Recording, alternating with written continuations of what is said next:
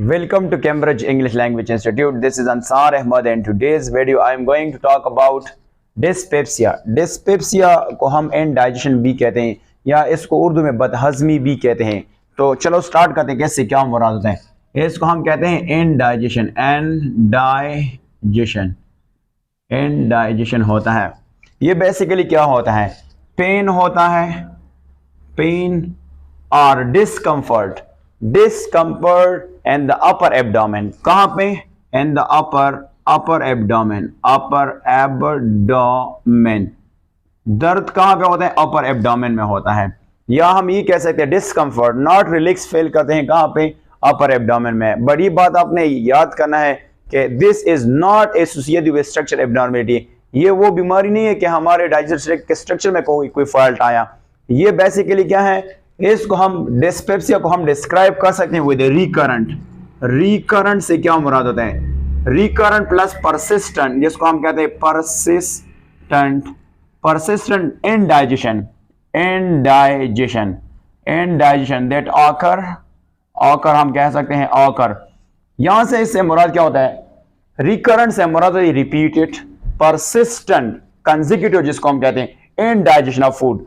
यानी ये वो बीमारी है जो हमारा फूड की डाइजेशन है रिपीटेड और परसिस्टेंट नहीं होते हैं, और इसके जो काज होते हैं वो अनआइडेंटिफाइड, हमें उसको पता नहीं होता है, या abnormalities in the digestive tract उसको हमें पता नहीं होता है। ये ज्यादातर एडल्ट लोगों में पाया जाता है, एडल्ट जो बालिग होते हैं उनमें से ये पाए जाते हैं, और खासकर मिन में ज्यादा होता है, मिन में आदमियों में ज्यादा होता है, और ये वर्स हो सकता है, मतलब और ज्यादा हो सकता है, जिसमें मतलब स्ट्रेस आ सकता है, स्ट्रेस है, ओबेसिटी उन लोगों में ये ज्यादा वर्स हो सकता है।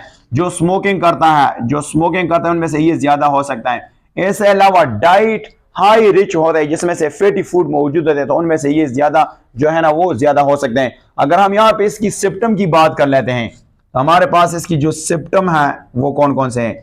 तो पहला सिम्टम तो ये है कि पेन कहाँ पे होगा? पेन होगा यहाँ पे, अगर बता दें वो कहा अपर एब्डोमेन में क्या होगा? पेन होगा। और इसके साथ साथ ये पेन वर्स हो सकता है by eating specially in the morning time, और इसके साथ साथ नोजिया हो सकता है, नोजिया जिसको इट की हालत वगैरह कहते हैं, ये हो सकता है। अच्छा, हमारे पास ऐसे पेशेंट जो नॉन अल्सर हो, जिसको अल्सर नहीं होता है, तो उनमें से ये जो डिस्पेप्सिया की जो सिम्टम होती है ना, ये वीक्स में बार बार आते हैं, और ये 1 मंथ तक होता है। ये कितना होता है? ये 1 यानी मंथ तक हो सकता है। और अगर हम इसकी ट्रीटमेंट की बात कर लेते हैं, हमारे पास इसकी जो ट्रीटमेंट है, तो इनमें से ट्रीटमेंट में सिंपल सी बात है, एक ब्लड टेस्ट है जिसका नाम है एच फाइलोरी, हेलिकोबैक्टर बैक्टीरिया का नाम है एच फाइलोरी, जिसको हम कहते हैं एच फाइलोरी हमारे पास क्या है? ये एक ब्लड टेस्ट है। इसके जरिए स्टमक के लाइन को चेक करता है कि क्या इनमें से गैस्ट्रिक अल्सर हुआ है या नहीं, या पेप्टिक अल्सर हुआ है नहीं, तो ये एक ब्लड टेस्ट है। इसके अलावा अपर डाइजेस्टिव ट्रैक्ट के लिए एक प्रोसेस है जिसका नाम है एंडोस्कोपी। इसको हम क्या कहते हैं? एंडोस्कोपी से क्या मुराद होते हैं? The procedure which allow a doctor to see inside the body without performing a surgery।